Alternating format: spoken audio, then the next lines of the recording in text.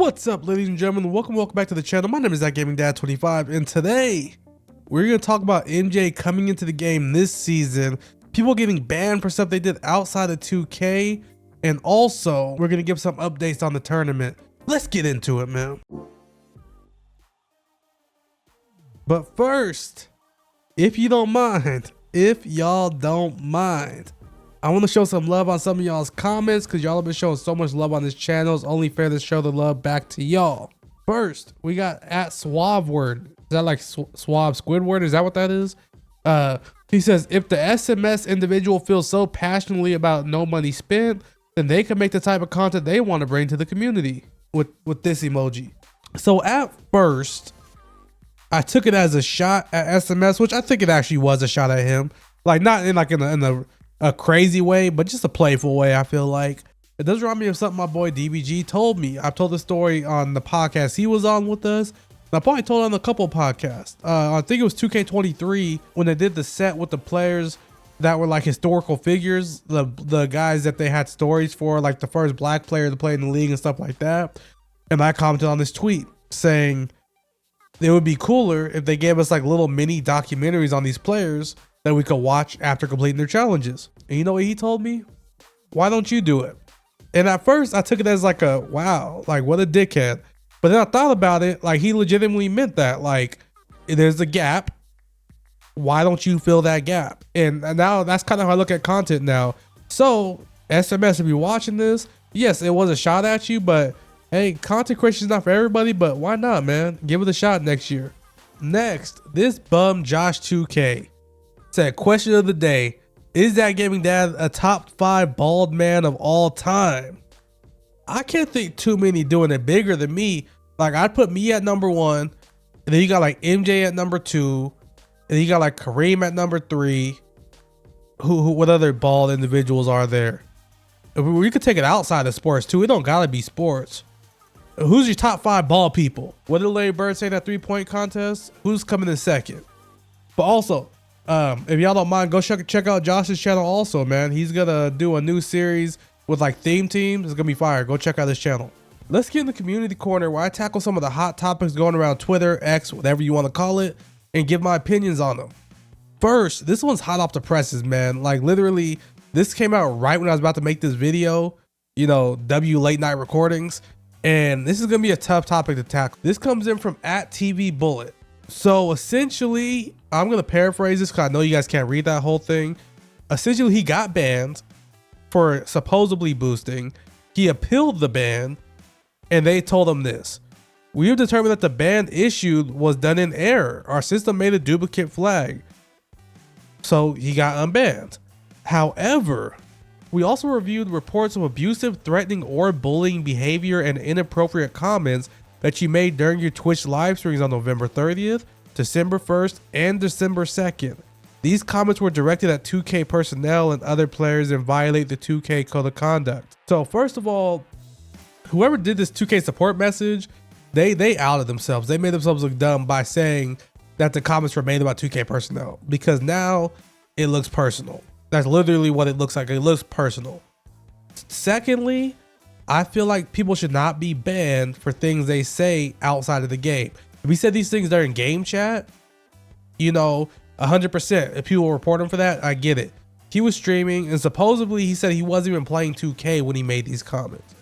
So granted, unless there's limits to everything. Unless he said he was gonna, you know, unalive somebody's family member or R-word somebody or something, you know, extreme like that. Because if that's the case, yeah, I would take that personal too. But if not, you know, you gotta have thick skin, 2K. You gotta have thick skin, and you can't be banning people for stuff like this. Anything that happens off of your platform should not be your business. Let me know what you think down below. Should this ban be valid, or should they not have banned him for this? Now, moving on from something so serious to something a little bit more funny. Funny for me anyways. Probably not for Buddy that broke his TV. At Chaz Got Cooked says, this is the worst game I've ever effing played. And if you go to his page, you'll see he was playing all-time domination. Spade said, for Tim Duncan, never that serious. I've broken my fair share of controllers. I'm not gonna lie, when I was younger. Nowadays, I'm Mr. Cool, Calm, and Collected. Never a TV, never a wall. Shout out to Killer Josh. I don't know, especially against the computer. Come on, my man. You gotta keep your composure. Next, we got Carlo. I feel like every time I bring up Carlo, I say something negative. I like you, Carlo. I promise I do. If you're watching this, I like you. I rock with you. But you know, some of these engagement baits, man, I just gotta talk about them. He said the stick needs to go. So much of an advantage over a button is unfair. It should not be allowed in online gameplay. There's two things to this. One, I feel like if it's hard to do, people that can master it should have an unfair advantage because they're better at the game. Skill gap that everybody always isn't there. Excuse my language. Two, if it's not that hard to do, you should have no problem doing it. Sprinkles are for winners. They updated the triple threat park rewards to a 5-game win streak being the 90+ overall premium. I mean, it's too late for that because 90+ really isn't even worth it anymore. Amethyst cards, there's a select few Amethyst cards that play. So I'm not gonna sit here and like go crazy on 2K for this. I'm not gonna give it that much attention. It wasn't that good of an upgrade. Lastly, I tweeted this, but I don't have the tweet on hand. L content creator. I said Michael Jordan is coming sooner than later at the end of the season, I'm assuming.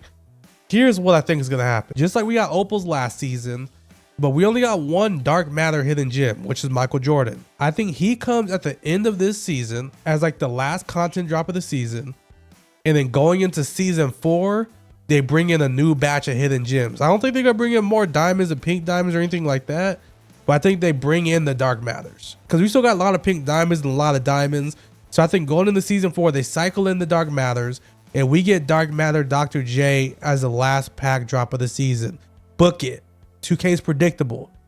If I'm wrong, come back to this video and tell me I'm wrong. Let me know. Am I right? All right. I don't know how well y'all can see that, but the bracket is out. As I mentioned yesterday, if you're available tomorrow at 6 p.m. Pacific time, 8 Central, 9 Eastern, we are kicking off our holiday tournament. Me and my boy Real Josh Gates are throwing the tournament. He's going to be participating. I'm just going to be kind of like a host. I'm going to be streaming it on my channel. We're just kind of going back and forth through all the games. And follow me on Twitter, because I'm going to be dropping everybody's links who's playing, so you could drop in their streams as well. Because everybody's going to be streaming. I'm just going to be like kind of doing my own thing, hosting it. So here's the brackets. Coming in the first game, we got at Codename Duchess against at AKA 35 King. Second game, we got at 2KTs versus at SG5 _ Shiro. 4, we got at The Real B _ Rich 23 against at Neem Lab. Next game, we got at Flannels 122 against at Real Josh Gates. Then we got at Trill the Gamer versus at RJ Watch TV. Then we got at Exo Vitals versus at Cams OTW. We got at J Portel 5 aka Josh 2K against at Bertans MT. Lastly, we got at No Return MG against at Cash Money J, which is Carlo. So be sure to tune in to the streams on Friday. Everybody's gonna be streaming, including myself. I hope to see y'all there. All right, let's get into this question of the day. As always, drop your response to this question down in the comments below. If you have any recommendations for questions of the day moving forward, be sure to comment them so we can get some conversations going on Twitter. So I tweeted out, in your opinion, what's the most underrated card this year? Overrated? And we got some spicy ones. Let's get into some of the regular ones first. My boy at The Flipper, Chris Hobson, said Michael Cooper. Michael Cooper from day one I said was a baller. That boy hoops. Then we got 2K Fitness, says Chris Mullins. I've heard good things about that Mullins card. I think people think of Mullins just a straight spot up. So I think when he came out, people really didn't want to mess with the card like that. But people that actually have him, I heard he hoops. Now let's get into these spicy ones. At Fiji _ God says underrated Miles Turner. I disagree with that. I don't like that Miles Turner card. I think he's trash. And overrated, he said Dr. J. That's tough.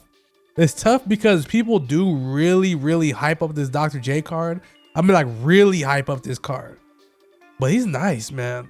That's tough. But look, Fiji, stand on business. If you say he's overrated, stand on that. My boy Hibachi said underrated Domination KCP, which I could see. I don't have him, but I think a lot of people put that card to the side. But he's a good 3&D card, and sometimes that's all you need. Overrated Paolo, and he said yes, I use him. Hibachi, stand on that, my guy. Stand on that. Also, shout out to Hibachi. He got his Agent Zero card, and he's hooping with them. That's it for question of the day. Like I said, leave your answers below. and leave some potential questions for tomorrow. All right, let's get into these moments. I don't have a current day moment except for, I guess, Trey, I'ma sell your parlay Young freaking went 0 for 9 from 3 today. Not moment worthy. And Trey Young, I don't hate you, I still love you, but come on, 0 for 9, man. I just need you to make 1.5. I need you to make 2 of those. 2 for 9, we wouldn't be having this conversation. But anyways, let's get into these historic moments. First, December 5th, 2000, Karl Malone, Mr. Lucky number 13 himself, converted a finger roll in the lane. A finger roll, whoa, to move past Wilt Chamberlain to the second place on the NBA's all-time scoring list. All right, man, that one got a little sketchy real quick, I'm not gonna lie. December 5th, 2016, Klay Thompson had his infamous 60 points in 29 minutes and 11 dribble game.